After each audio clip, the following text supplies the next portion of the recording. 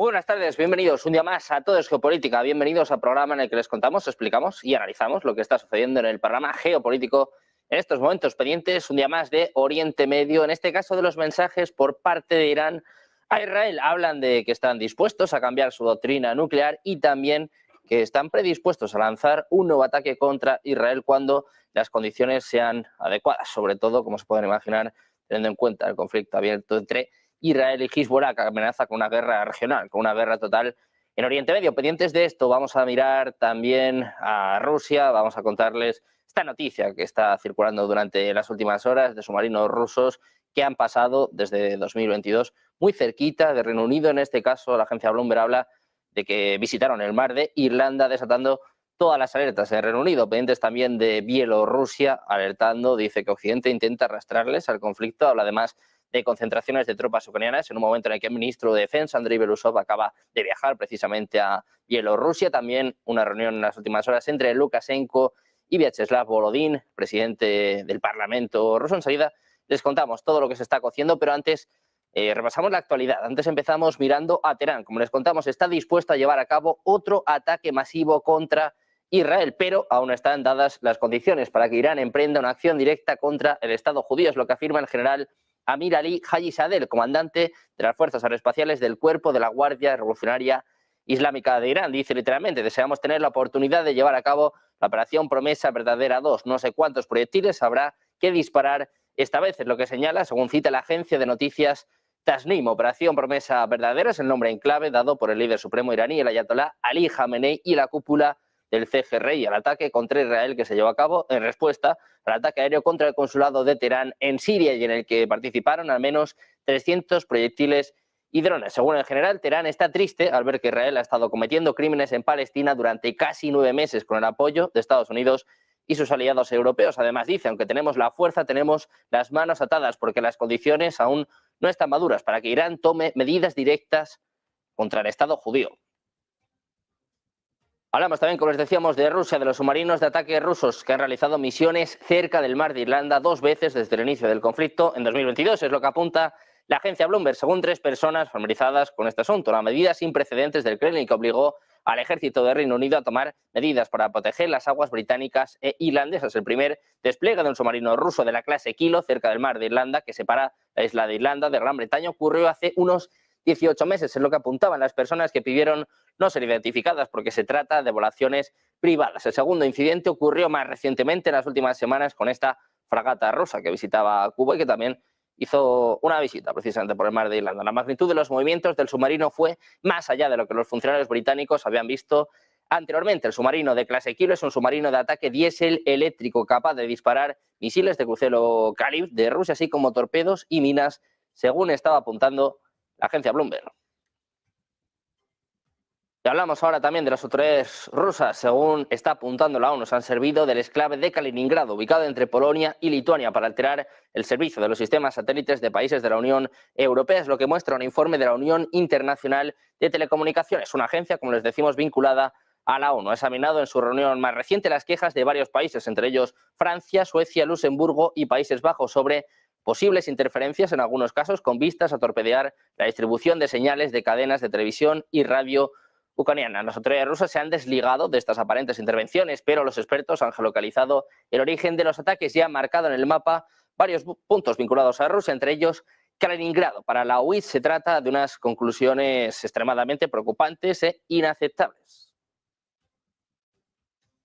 Por último, hablamos también de Bielorrusia, de su presidente Alexander Lukashenko. Ha afirmado que tiene cuestiones que le gustaría discutir con el líder ruso Vladimir Putin, con que se va a reunir en la cumbre de la Organización de la Cooperación de Shanghái en Astana. El propio Lukashenko decía: me reuniré pronto con Putin, hay muchas cuestiones que debemos considerar. Es lo que apuntaba durante una reunión con el presidente de la Duma estatal, Vyacheslav Volodin. Dice además que Occidente no puede esperar a arrastrar a Bielorrusia a un conflicto militar. Es lo que decía durante esta reunión en la que ha abordado la cuestión de la cooperación bilateral y la situación en torno a Bielorrusia. Decía Lukashenko: no pueden esperar para arrastrarnos al conflicto, quieren separarnos a lo largo de esta frontera, hacer imposible nuestra resistencia e incitar tensiones hasta tal punto que todo el mundo temblará. La situación es extremadamente grave y no debemos relajarnos bajo ninguna circunstancia. Pendientes de Bielorrusia, también de Rusia, de estas tensiones con la OTAN, en este caso estos avisos a Reino Unido. Ponemos el foco también en Oriente Medio. Vamos a analizar ya estas cuestiones, como siempre, de la mano de los mejores expertos. Hoy tenemos a Francisco Javier Martínez, analista internacional de geopolítica y geoeconomía. ¿Qué tal, Francisco? Muy buenas. Buenas tardes. Buenas tardes. Un placer. Tenemos a Enrique Refollo, experto en geopolítica y doctor en geografía militar. ¿Qué tal? Buenas, Enrique. Buen día. Bien hallado y agradecido, como siempre, de estar aquí con todos vosotros. Igualmente, encantados de volver a tenerte por aquí. Por último, presentamos a Emiliano García Coso, decano internacional de CEISA. ¿Qué tal? Emiliano, muy buenas. Buenas tardes. Buenas tardes, ¿cómo estás? Bueno, pues como os decía, pendientes de Oriente Medio, sigue elevándose la tensión. Netanyahu dice que van a seguir hasta que erradiquen a Hamás. Cada vez parece más posible la apertura total de este frente con Hezbollah. Irán empieza también a posicionarse. Habla ya de un ataque directo a Israel, de cambios en su doctrina nuclear, de que van a apoyar con todo a Hezbollah. Emiliano, por esto te quiero preguntar cómo es la situación en Oriente Medio y cómo de posible es que Irán vuelva a atacar a Israel, en lo que supondría una escalada total, una guerra regional. Bueno, yo creo que forma parte del discurso del régimen de los ayatolás, intentando tensar aún más la cuerda y mostrando al mundo árabe su liderazgo frente al régimen sionista. Y simplemente yo creo que es tratar de mantener la tensión, provocando un poco y sobre todo también teniendo en cuenta las elecciones, porque recordemos que las que hubo el viernes en la primera ronda, pues solamente han quedado un conservador y alguien que llaman reformista en el concepto de los propios ayatolás, es decir, que no tiene nada que ver con el líder de la Revolución Verde, Musavi, que todavía sigue detenido. Entonces, pues yo creo que es un mensaje hacia dentro del propio Irán para tratar de decir que el régimen de los ayatolás y los candidatos propuestos por ellos pues son los que garantizan la integridad territorial y la hegemonía un poco en el mundo árabe de Irán, pero no, un conflicto directo no lo necesita, porque para eso tiene ya Hezbollah, que está perfectamente armada y financiada y entrenada por los guardianes de la revolución, y a eso se ha sumado ya pues también el apoyo que tiene con Hamás, que sigue estando activo en la Franja de Gaza.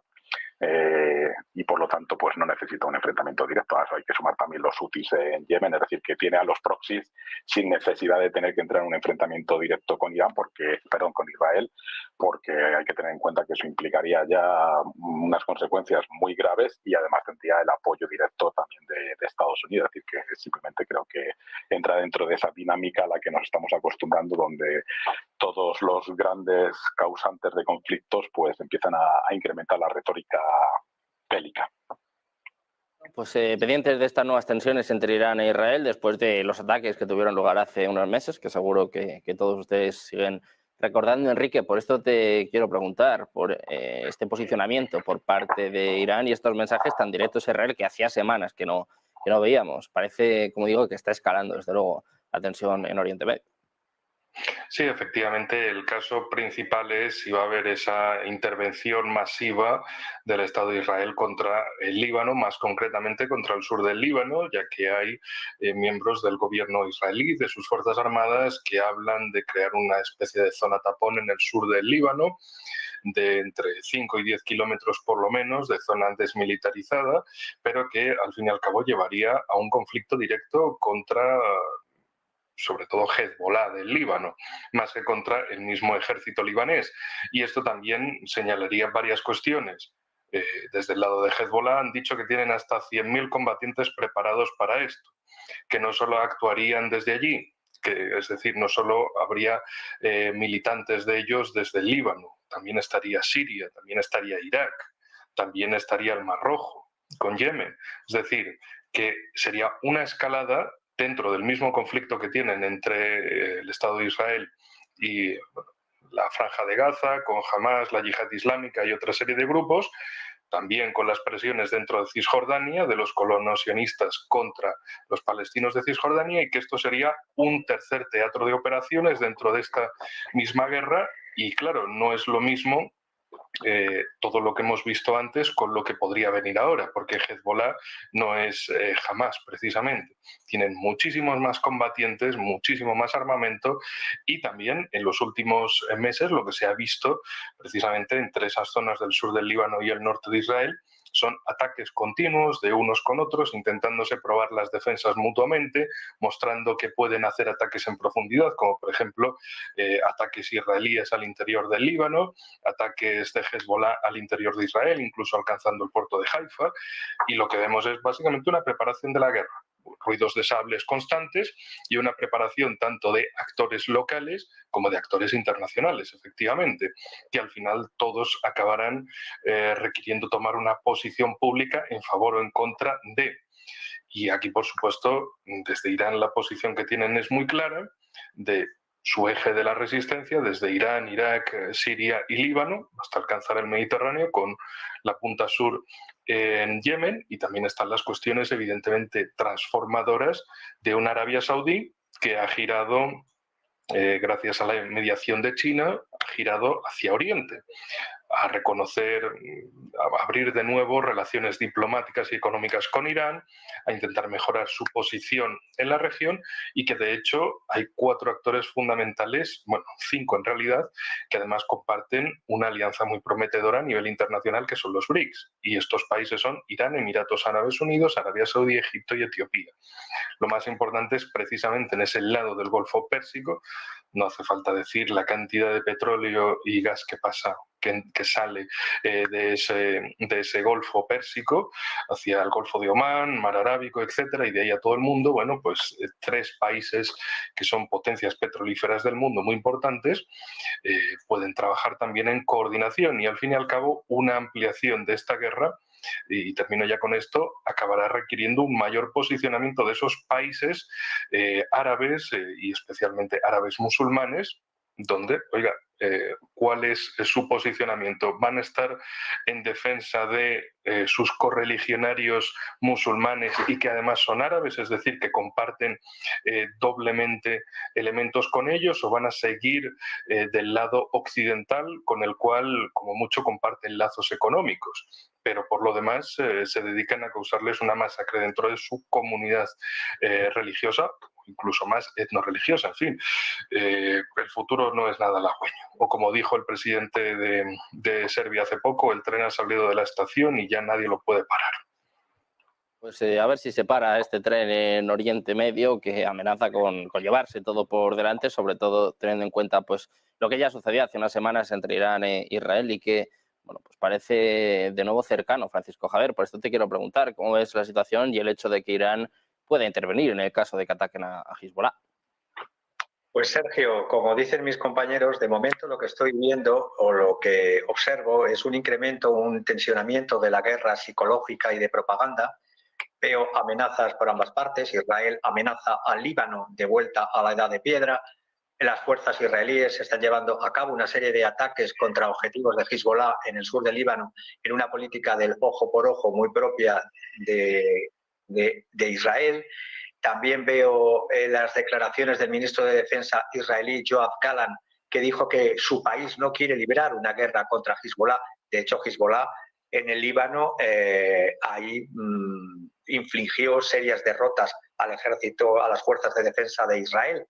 Y dice Yoav Gallant que dice estar trabajando, pero claro, también tenemos por parte de el otro actor, Irán, las declaraciones de que si Israel invade el Líbano, invadir con esos planes que están dentro del gabinete de ultra que tiene actualmente Israel, en ese concepto de gran Israel, de englobar, incluso mover fronteras, comerse territorios más allá del río Litani, llevar incluso más allá del río Litani hasta 30 kilómetros ese gran Israel. También lo que dice Irán es que si Israel invade el Líbano, las organizaciones militantes islámicas del llamado Frente de Resistencia atacarían al unísono a Israel en todos los frentes. Y por último, Hassan Nasrallah, el jefe de Hezbollah, ha dicho también muy expresamente que si se produjera ese ataque, esa gran ofensiva contra el país de los cedros, pues que Hezbollah amenazaría en una guerra sin restricciones, sin reglas, sin límites. Y para terminar, los datos de Al Jazeera que estoy viendo desde el 7 de octubre del año pasado hasta el 21 de junio de este año 2024, veo o cuantifico 6.142 ataques israelíes al Líbano frente a 1.258 ataques de Hezbollah y de otros contra Israel. Un total, hasta la fecha 21 de junio, de 564 muertos, de los cuales 543 son del Líbano y 21 israelíes. Por lo tanto, ¿quién está tirando de la cuerda? ¿Quién está tirando de la tensión? Hay un comunicado último de países como Alemania, Canadá, Países Bajos y Estados Unidos que instan a sus nacionales no solo a no viajar, sino que abandonen territorio libanés, y lo acaba de hacer también Arabia Saudita. Por lo tanto, la cuestión de tensar la cuerda, las cuerdas que se tensan, como ha dicho antes Enrique con la metáfora del presidente de Serbia, con lo del tema del tren, las cuerdas que se tensan terminan por romperse. Pendientes de nuevo de la tensión en Oriente Medio, la tensión sobre todo entre Irán e Israel. Si os parece, miramos también al conflicto en Ucrania, el conflicto entre Rusia y la OTAN. Emiliano, la última hora, una de las noticias más destacadas es esto que está reportando la agencia Bloomberg de submarinos rusos que han pasado por el mar de Irlanda 2 veces desde el inicio del conflicto, también un poco pues como respuesta a los movimientos de la OTAN cerca de sus fronteras. Por esto te quiero preguntar cómo ves la tensión entre Rusia y Reino Unido, Rusia y la OTAN, y el hecho de que estos submarinos hayan pasado pues, prácticamente pues, por las puertas de un país de la OTAN. Bueno, entra dentro de las dinámicas de amenaza con hechos y con palabras. Y claro, después de la exitosa campaña del presidente Putin en Ucrania, la causa que ha provocado es que de repente una de las bases navales más importantes que tenían en el mar Báltico, pues sea ahora, en lugar de mar Báltico, se le debería llamar mar de la OTAN, porque ya todos sus miembros, sí, Suecia y Finlandia, se sumaron a la OTAN y por lo tanto Kaliningrado está rodeado por miembros OTAN, de tal manera que creo que también atiende a la necesidad un poco de buscar la salida a los efectivos que tienen en la base naval de Kaliningrado, en un intento de que si se incrementa la tensión y hay un eventual conflicto, pues se podrían encontrar que toda la fuerza naval que tienen en Kaliningrado se encuentre bloqueada por Dinamarca y Suecia, con lo cual tendrían una pérdida de la movilidad desde el punto de vista estratégico. Y luego, adicionalmente a esto, pues lógicamente dentro de la nueva guerra submarina o híbrida, pues los submarinos rusos también están intentando captar información en los cables submarinos, que es uno de los elementos estratégicos más importantes para tratar de interceptar las comunicaciones. Es decir, que creo que hay un elemento ahí estratégico de no bloquear, porque se podría llegar a bloquear la salida de la base naval de Kaliningrado y centrarlo más en la península de Kola, que es donde está la gran base naval de la flota rusa, y de submarinos también, y luego un tema estratégico de movimientos para decir que estamos aquí y que tenemos un potencial en la guerra submarina interesante, porque, digamos, Rusia sigue invirtiendo, pero la OTAN abandonó un poco todo el tema de lo que es el refuerzo de los submarinos.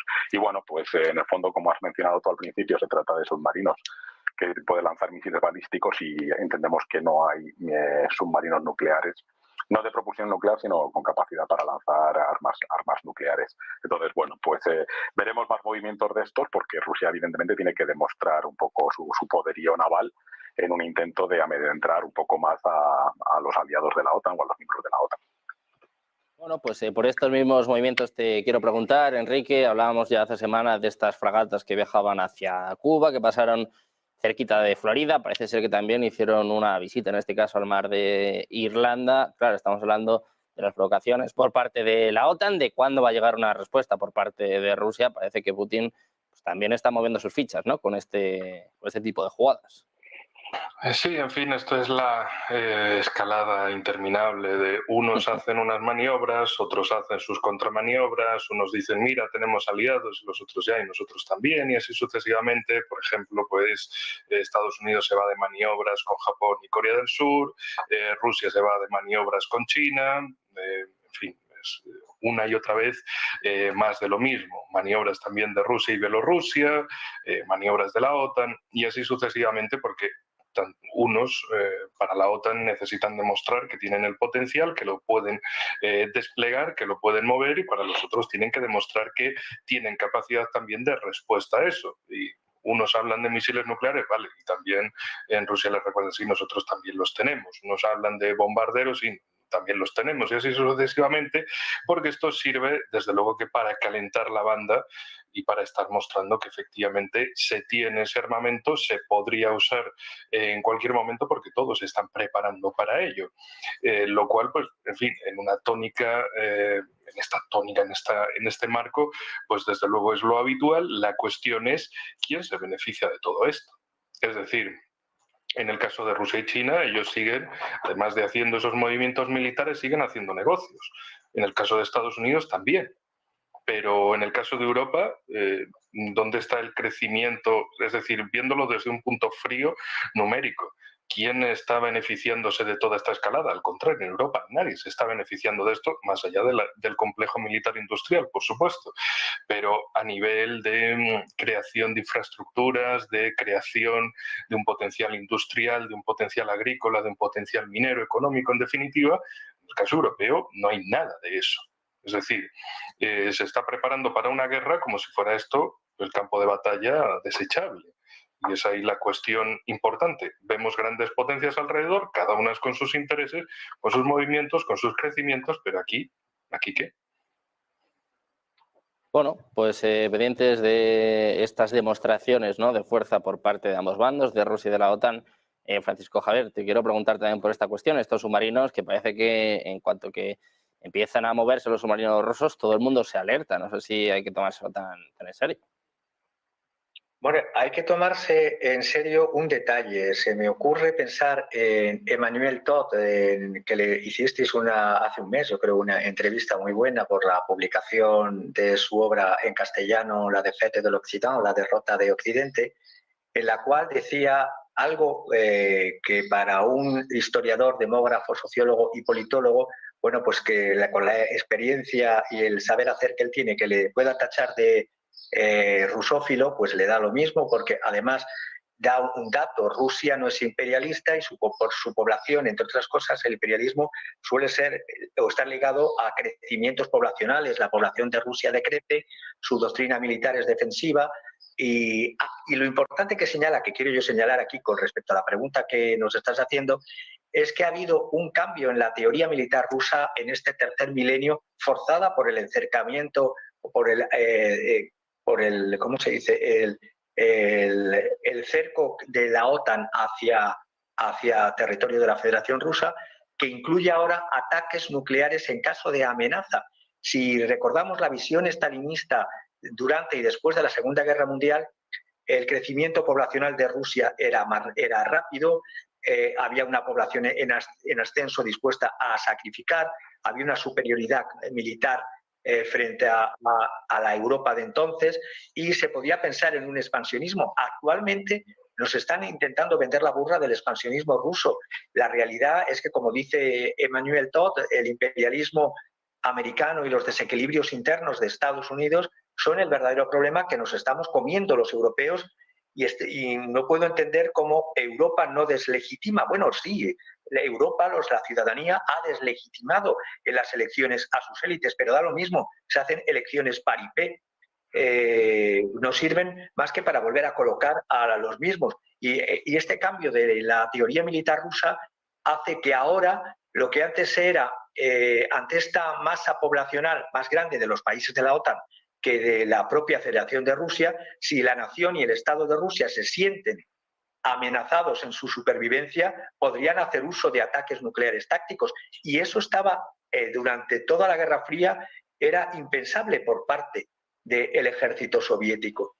Pero claro, como tenemos lo que tenemos una Europa que, como ya criticaba Thomas Mann, ojo a construir una Europa alemana, mejor hacer una Alemania europea. Pues como hemos construido una Europa alemana y títere vasalla, hasta tal punto que Olaf Scholz le vuelan el Nord Stream 1, Nord Stream 2 y pone cara de buey muerto y no reacciona ante un ataque, pues como decía Enrique, Europa es la gran perdedora. En esto, los ataques desde el punto de vista contra el derecho internacional de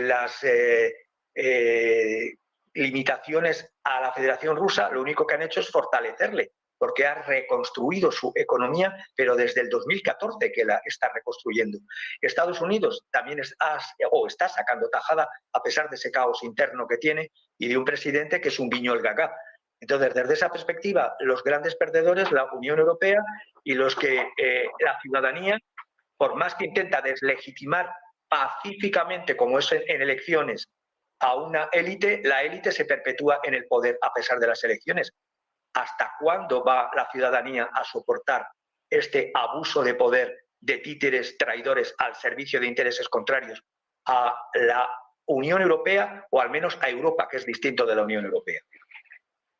Bueno, pues vamos a ver qué pasa en Europa. Si os parece, seguimos mirando al conflicto en Ucrania. Por cierto, hay nuevo parte del Ministerio de Defensa ruso, habla de que ha derribado varios misiles británicos, una bomba guiada francesa, también los famosos misiles HIMARS de Estados Unidos, pero la última hora en torno a esto pasa por los ataques a los aeródromos en Ucrania. Saben ustedes que estamos esperando la llegada de los F-16, se habla de finales de julio, principios de agosto, bueno, ya veremos cuándo llegan estos cazas, pero de momento, el ejército ruso, el Ministerio de Defensa, ha informado de la destrucción de al menos 5 cazas Su-27. Por esto te quiero preguntar, Emiliano, estos ataques a los aeródromos que parece ser uno de los puntos principales, ¿no? En este caso, en el momento, en el conflicto en Ucrania, ¿no? Parece que es uno de los focos de ataque por parte del ejército ruso.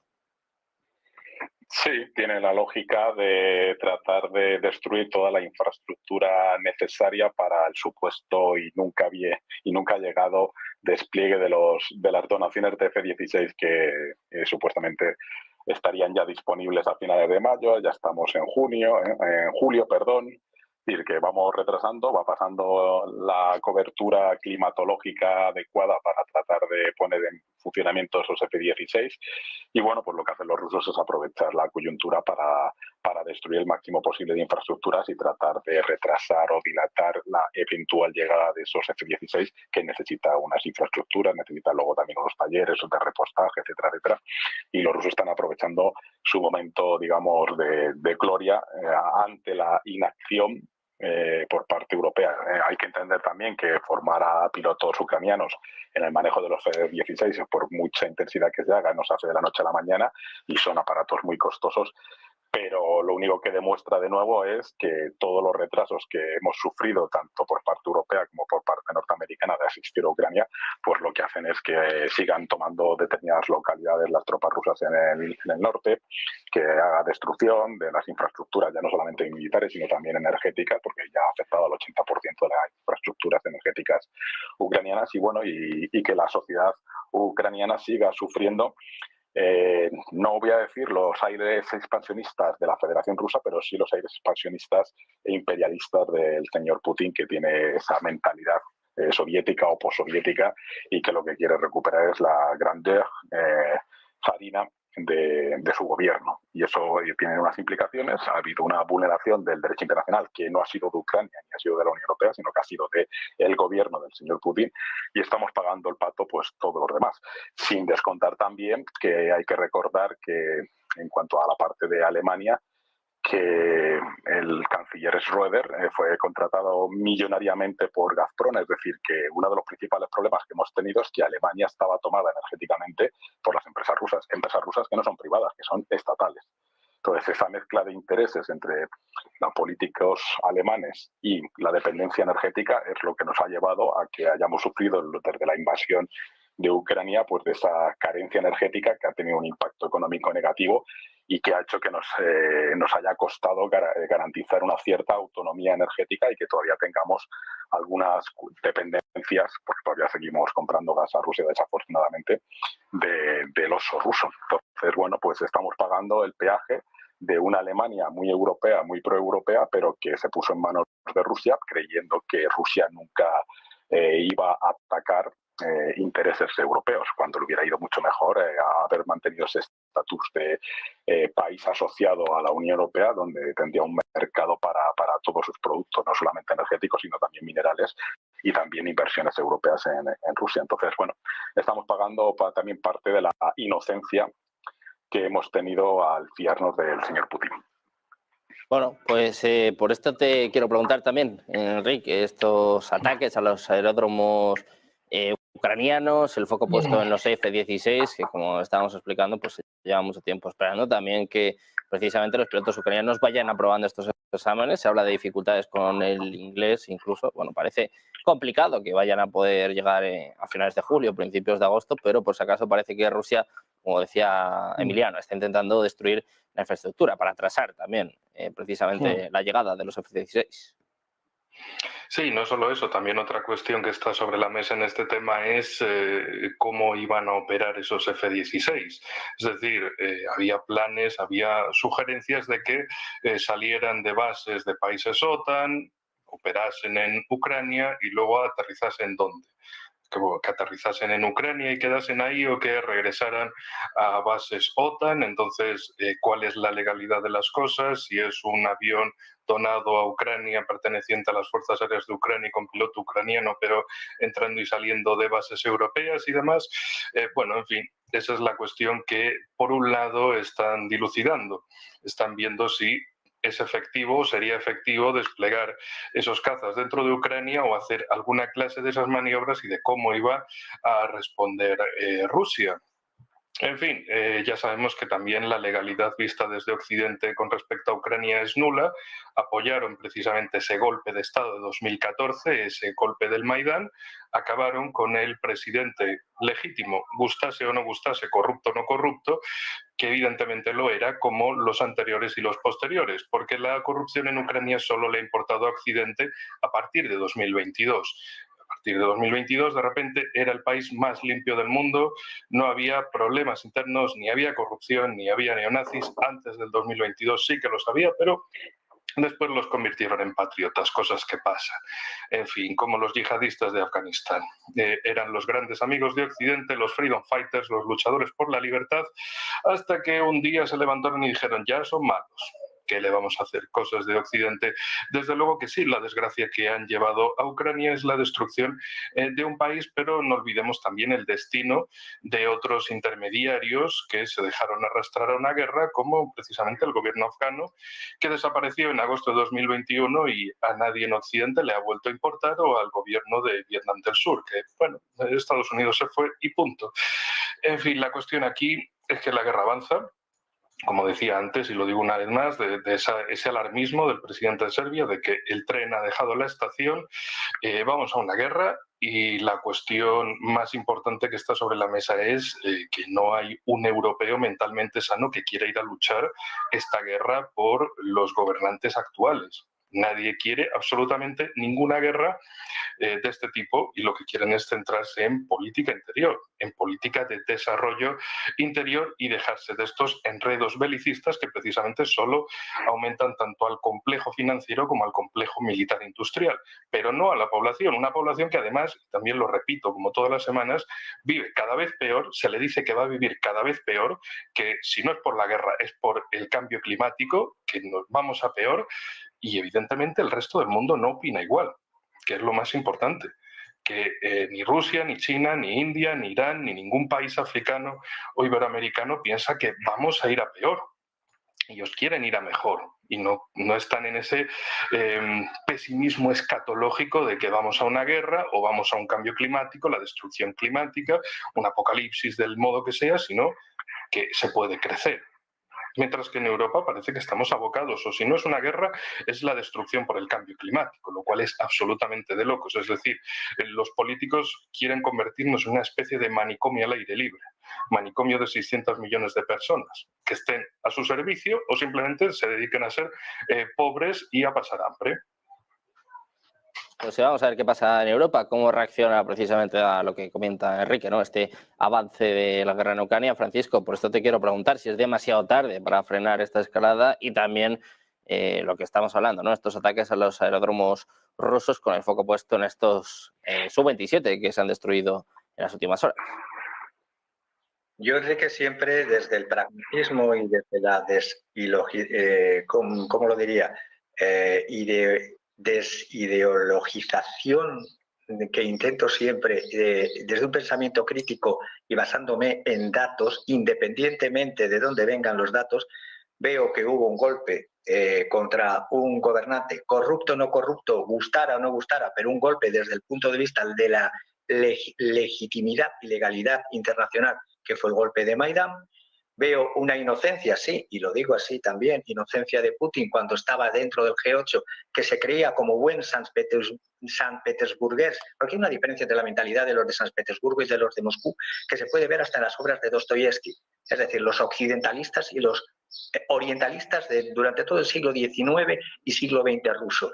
Y él, como de San Petersburgo, se pensaba que iba a ser un invitado más en ese G8, ampliación del G7, mientras había planes en aquel entonces ya de think tanks como Rand Corporation, que los he citado y los he leído y los he traducido en muchos programas, planes de fragmentar a Rusia en distintos estados de la Federación Rusa, porque claro, gustaba una Rusia occidentalizada a la manera de darle de beber a Yeltsin y mientras vamos a hacer de los recursos rusos, pues como se ha hecho en Ucrania con los recursos de los ucranianos. Es decir, a quién pertenecen las tierras y las empresas de Ucrania, viva el libertarismo o libertarianismo, pero a costa de la muerte de los ciudadanos ucranianos y más carnaza al frente. Cuando veo a Olaf Scholz y lo comparo con Schröder, aunque Schröder sea o se le pueda tachar que estaba a sueldo de Gazprom, a sueldo de quien está Olaf Scholz, porque lo digo con una metáfora, fue a cortarse el pelo el señor Scholz a una sucursal de la CIA en Berlín y salió con una lobotomía, es decir, salió con una mirada así como de buey muerto, de Hinterwälder, de esa carne alemana, cuando está viendo Auf Wiedersehen, adiós a su potencia industrial.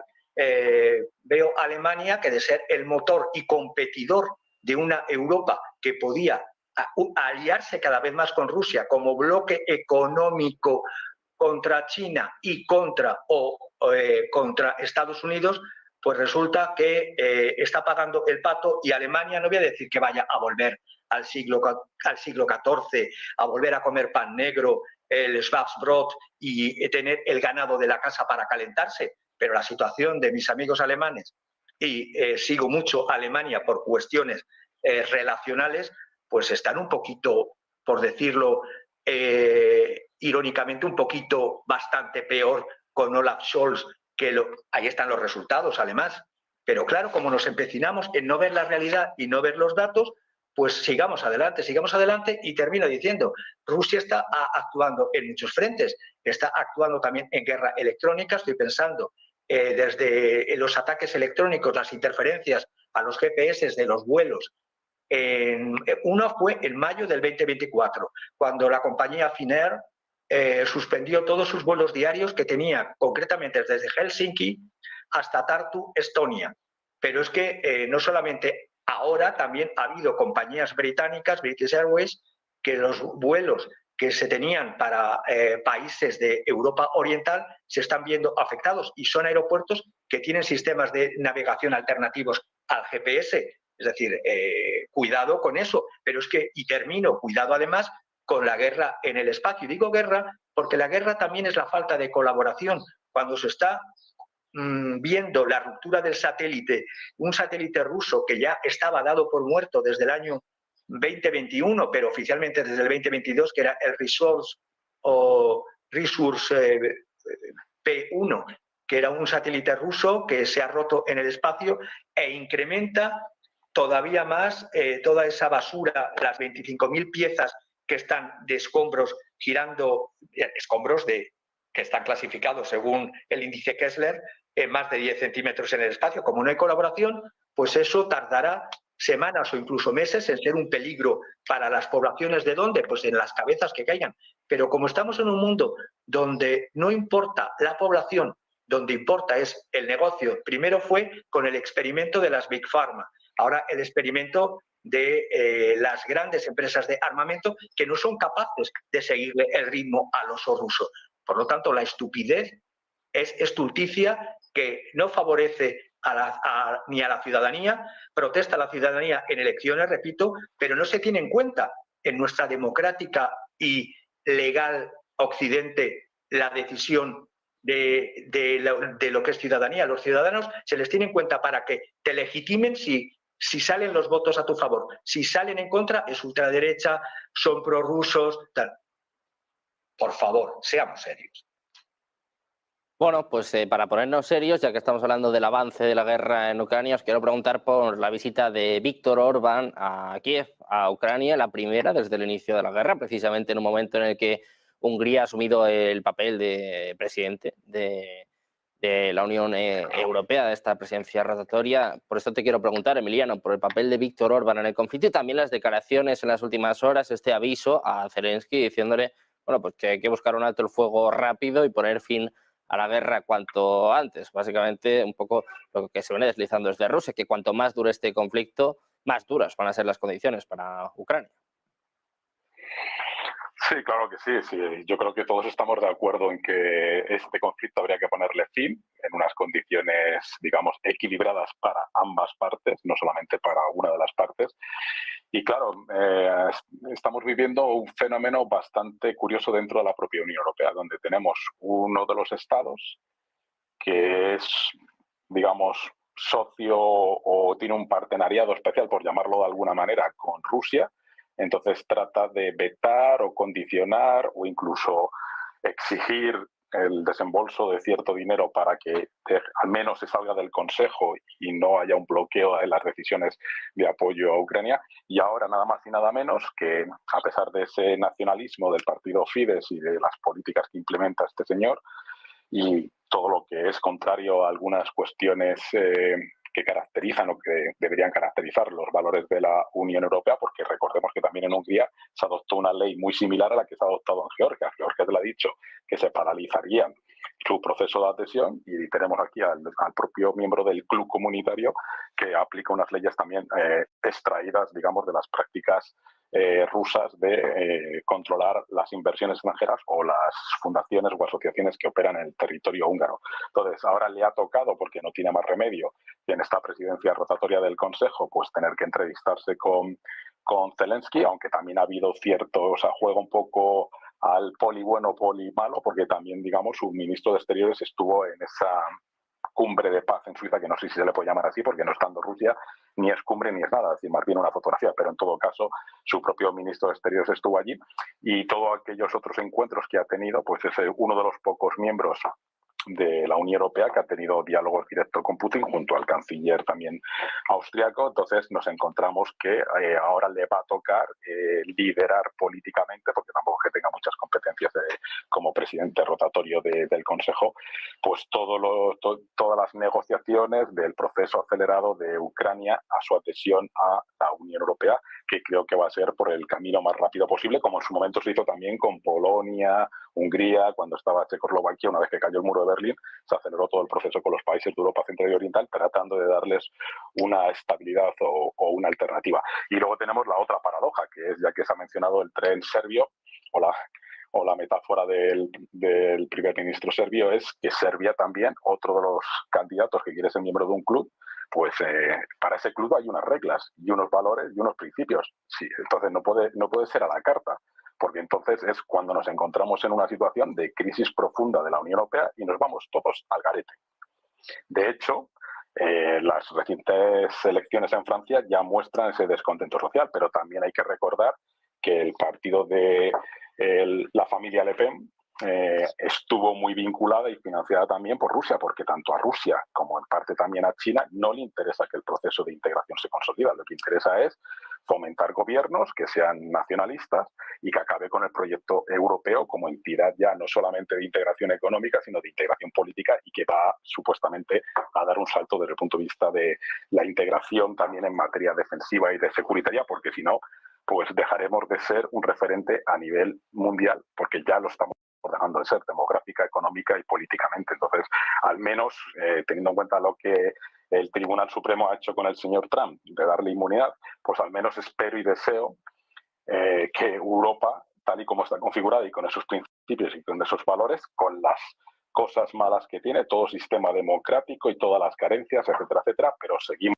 pudiendo elegir y votar libremente, cosa que no ocurre en Rusia, veamos los medios de comunicación no oficiales que hay en Rusia, veamos cómo un señor se perpetúa a 30 años, cómo va alternando las posiciones. Es decir, Rusia hasta ahora no es una democracia. Entonces, aquí tenemos democracia con sus cosas malas, pero podemos votar y elegir a nuestro candidato. Entonces, bueno, aquí hay toda una serie de cuestiones que, bueno, pues la paradoja es que ahora el señor Víctor Orbán, que solamente le gusta el proyecto europeo para la asistencia económica, pues tiene que hablar con alguien o con un país al que no le tiene mucha estima. Entonces, bueno, pues se va a tener que comer ese papel. Bueno, pues este es el papel que le toca asumir a Orbán, por lo menos durante los próximos meses. Por cierto, ayer también contábamos, de hecho vamos en directo a la señal de Rusia asumiendo el Consejo de Seguridad de la ONU. Estamos ante un mes que desde luego va a ser apasionante. Pues esto te quiero preguntar, Enrique, por el papel de Víctor Orbán de Hungría y cómo parece que está intentando mediar ahora en el conflicto, ¿no? Le dice a Zelensky que lo mejor que puede hacer es aceptar un alto el fuego inmediato. Claro, la pregunta es también si Rusia, si en este caso Putin, va a querer reunirse con Zelensky, algo que parece cuanto menos complicado. Sí, por el lado de Hungría también lo que Orbán quiere y ha tratado con Zelensky es el respeto a las comunidades húngaras que quedaron en esa parte de la Ucrania postsoviética, en la región de Transcarpatia, que es lo que en ningún momento se ha respetado, especialmente en los últimos 10 años desde el golpe del Maidán, que ha sido un nacionalismo no solo contra la parte oriental, ruso parlante, sino también contra las comunidades húngaras, polacas y rumanas de las partes occidentales de esa Ucrania postsoviética. Y en el caso de Hungría, siempre ha mostrado su rechazo a cualquier apoyo hacia Ucrania por precisamente esos ataques contra los húngaros de ese lado ucraniano de la frontera. Y lo que ha estado señalando constantemente Víctor Orbán es que si no se respeta a esas comunidades no hay nada que tratar con Ucrania. Y lo primero que ha puesto sobre la mesa es precisamente ese respeto. También, evidentemente, la visita ahora a Kiev es porque Hungría ejerce esa presidencia temporal en la Unión Europea y debe mostrarse no solo como el líder de Hungría, sino también como el líder de la Unión Europea. Porque en el caso de Hungría, a diferencia de otros políticos, es el presidente de Hungría, no el presidente de una mancomunidad o de lo que sea, o el presidente del universo. Es el presidente de Hungría y se tiene que preocupar de los húngaros, porque sí, se llena mucho la boca a muchos con que hay democracia, pero ahí tenemos, por ejemplo, a Margarita Robles, ministra de Defensa de España, señalando que los franceses no han votado bien por votar lo que les pareció, por ejemplo, a ese nuevo Frente Nacional, reagrupamiento nacional y demás, y de cómo también no solo es que exista en Estados Unidos esa ley de agentes extranjeros desde 1938, debe ser que Rusia o Georgia han aprendido de Estados Unidos con su casi ley centenaria, sino que también el mismo Sánchez en España está hablando de hacer una llamada ley contra la desinformación, donde básicamente desinformación es cualquier cosa que no sea la versión oficial que te suministra el gobierno. Pero sí, bien, vamos por la democracia, por el buen camino, por las elecciones, donde hay políticos que critican a la propia población por haber votado mal en su visión. Pero bien, ahí todo sigue yendo por su camino. En el caso de Rusia con el Consejo de Seguridad de Naciones Unidas, pues nadie espera nada del Consejo de Seguridad, creo que es algo general del mundo, porque evidentemente hay 5 países que tienen el derecho de veto, cada uno lo utiliza cuando considera, entonces soluciones unánimes pues poca cosa. Lo más importante pues son los diferentes eventos que cada país, cada bloque de países va organizando, va haciendo crecer su propia economía, sus propias vecindades, sus propios aliados, socios y demás. Y ya está. Y en este sentido, desde luego Estados Unidos busca el alineamiento de viejos y nuevos socios, Rusia más de lo mismo, China más de lo mismo, aquí todo el mundo moviéndose a nivel mundial y en el caso europeo poniendo precisamente a Kaja Kallas en sustitución de Josep Borrell, pobrecito, que le han dejado fuera de juego, no era lo suficientemente bueno. Y, en fin, ahora van a poner a una tipa a dirigir la Unión Europea, una que solo está centrada en su obsesión antirrusa, pero pero muy bien, no hay nada más del mundo y la Unión Europea no tiene nada más que hacer en ninguna otra parte del mundo ni preocuparse por otras partes del mundo, empezando por sí misma. Pues pendientes de esta cuestión de Europa, también de estos movimientos de Víctor Orbán, Francisco Javier, por esto te quiero preguntar por la propuesta de alto el fuego de Víctor Orbán. También hablaban incluso sobre la opción de firmar un acuerdo de seguridad bilateral, que eso sí que me ha sorprendido, sobre todo teniendo en cuenta la posición de Orbán hasta ahora. Por esto te quiero preguntar por esta reunión y también por el hecho que comentaba antes, ¿no? Lo complicado que parece que Putin y Zelensky puedan firmar este alto el fuego. Quiero darte una respuesta dual tanto a nivel de derecho comunitario como a nivel de lo que es la guerra en Ucrania.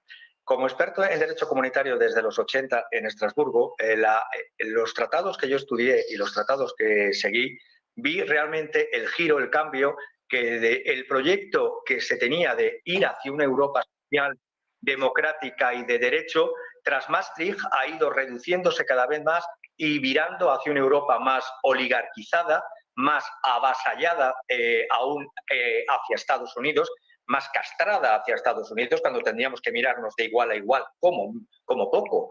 Y luego, en cuanto una Europa más otanizada y con esta última fase más militarizada, es decir, es una economía de guerra y ese mito maravilloso que creíamos muchos de una comunidad europea de defensa que no dependiese ni de la OTAN ni del Pacto de Varsovia, que fuese independiente, eso se ha ido relegando porque no interesaba al aliado que te espía, que se llama Estados Unidos, aunque seas aliado, te espía y te pone micrófonos hasta dentro de la cama. Pero bueno, eso en cuanto a la evolución de la Europa democrática, una Europa que nadie vota directamente y que el Parlamento tiene unas funciones simbólicas y donde manda realmente es la Comisión, que se votan y se eligen entre sí, independientemente de lo que las elecciones europeas digan.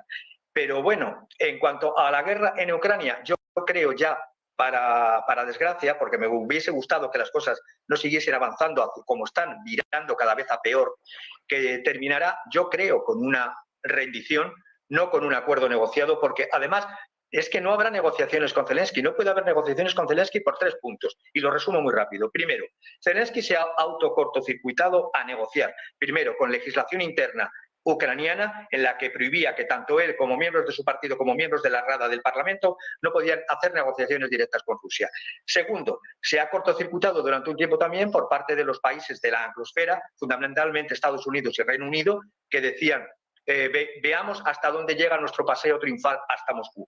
Y luego, por último, el decreto prohibición de esa negociación directa también afecta a los sectores todavía más radicales, a los Grupito Azov y similares, que cortarían la cabeza a Zelensky a la mínima que intentase negociar. Y respecto con qué legitimidad Zelensky, cuando la propia constitución ucraniana, actualmente en la situación en la que está, gobernando bajo un estado de excepción de guerra, la segunda autoridad legítima en Ucrania es el jefe del Parlamento, que no recuerdo cómo se llama. Por lo tanto, negociaciones y negociaciones directas, no. Propone Zelensky negociaciones indirectas con él y con un tercero que sea la ONU, pero si los acuerdos Minsk I, Minsk II del 2014-2015 eran negociaciones híbridas, donde había negociaciones directas, bueno, más que directas, hubo híbrido y donde se firmó por parte de Ucrania, por parte de Rusia, por parte de la OSCE y fue respaldado en un paripé Alemania y Francia, que luego reconocieron que era un compás de espera para ir calentando motores para una guerra. Yo lo único que veo es, o se aceptan, sí, por supuesto, como dice mi compañero, que sea equidistante para las dos partes, pero la cumbre de Bürgenstock tenía todo de cumbre, nada de paz, porque no estaban invitada la contraparte, y sí, para beber el champán Roeder, pues estaba bien para los que necesitan beberlo a costa de los impuestos ciudadanos, pero no veo ningún avance, nada que no sea real y, por supuesto, viviendo a expensas de los impuestos de la ciudadanía. Bueno, pues pendientes de Europa, de su papel en el conflicto, también de los cambios que pueda haber con la presidencia de Hungría. Os doy las gracias una vez más a los tres, Emiliano, Enrique, Francisco Javier. Muchísimas gracias por estar por aquí un día más con nosotros. Un placer, muy buen día. Muchas gracias, hasta luego. Hasta la próxima. Muchas gracias. Hasta la próxima. Pues precisamente si quieren ahondar más en esta cuestión, si quieren saber más sobre geopolítica, ya saben que no se lo pueden perder. Negocios Televisión organiza Todo es Geopolítica 2024 los días 11, 12 y 13 de julio en la Universidad CEU San Pablo de Madrid, bajo el lema central El mundo en guerra. Estas jornadas van a contar con la participación de grandes expertos que van a analizar los conflictos globales actuales. Por ejemplo, hablaremos, por supuesto, de la tensión entre Rusia y la OTAN, las repercusiones de las elecciones en Estados Unidos o también el conflicto en Oriente Medio con la guerra entre Israel y Hamas. Lo haremos, como siempre, de la mano de los mejores analistas. Por ejemplo, el jueves 11 van a estar con nosotros Fernando Cocho, Fernando Moragón, José Luis Orella y Rubén Gisbert. El viernes 12 contaremos con Miguel Ángel Temprano, José Antonio Zorrilla, Antonio Alonso o Jorge Cachinero. Y por último...